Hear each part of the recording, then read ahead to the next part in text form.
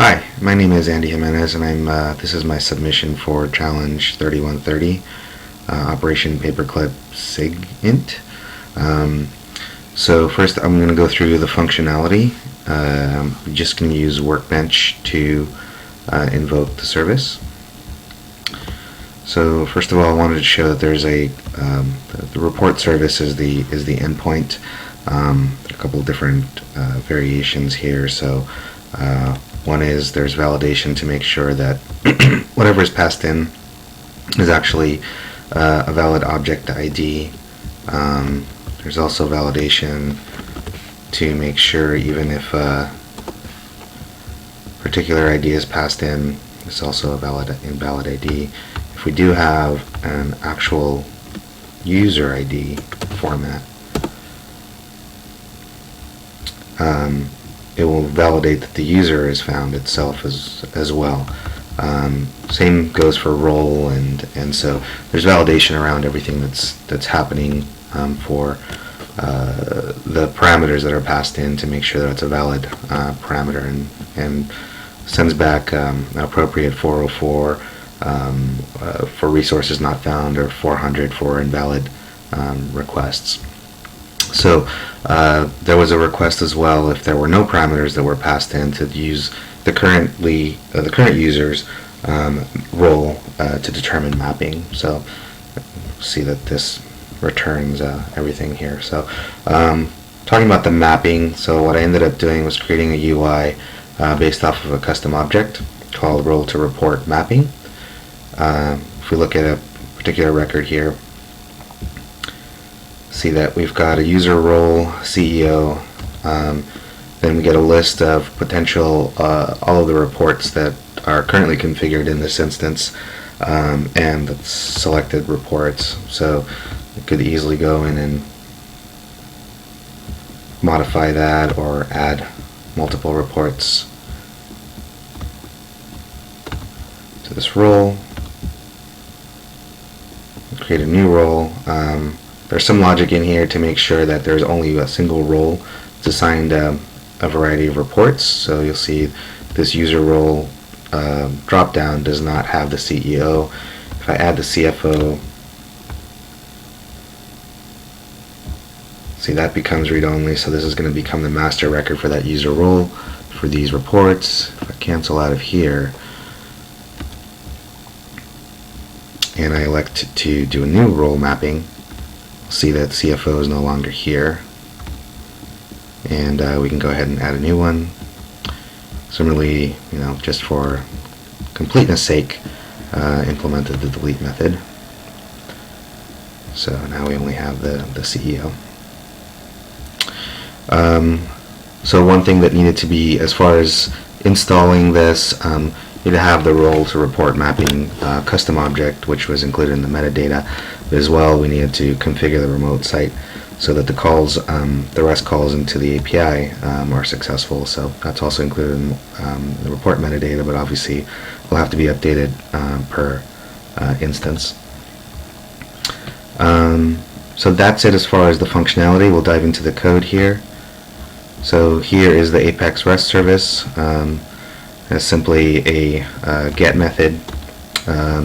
Wanted to be able to delegate out to a class to do a lot of the work here, rather than being inside of the Apex REST service itself. So there's a report service response class which holds everything that the business logic is doing. Here we take a look to see if there is a role or user ID, and we'll call it a generic method which will use the current user's information as far as user role to get the information. Otherwise calls another method where we don't know exactly what is in there yet, if it's a role or user ID or an invalid role or user, but that's all delegated out to this report data class. So get report data simply just uses the current user's role. There's some checks to make sure obviously that the current user has a role defined, otherwise passes off to the get report data that takes a parameter in it. Here we check to see If the ID that was provided was a user or user role, it could have been some other type of object, or some invalid ID that's not recognized. If we determine that ID is a user, we want to make sure that user exists, and that they also have a role associated with them, because without those two, then we're really not talking. We can't really get to the person or the role that we really want to be able to map to. If we determine that it is a user role, then we make sure that it is a active user role. So even though the user role ID string is valid, we need to make sure that it actually has a corresponding user role in this database. So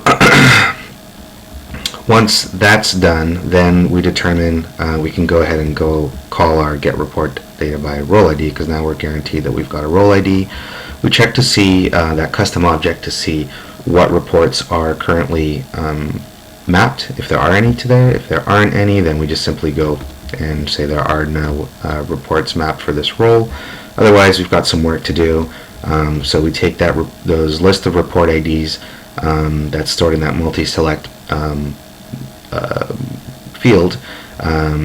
We have a bit of a check here to make sure that we don't incur any limits of callouts from our class, because I want to be able to basically assemble all of that report information out.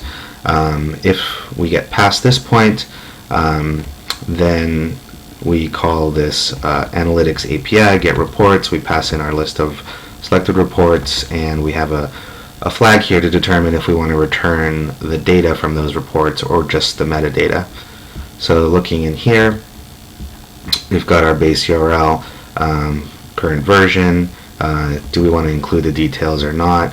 We set up the REST request. We do our changes to the base URL for reversion and the current report ID that we want. Then we go ahead and make our call, and we store that response in this return list of string. Now, rather than trying to take that JSON response and map it to an object, I decided to just use a string to store that JSON return result, so that I could just simply pass that all the way back through to the requester. So that's about it from that side. That will do it. So I'll go ahead and submit this. Thank you.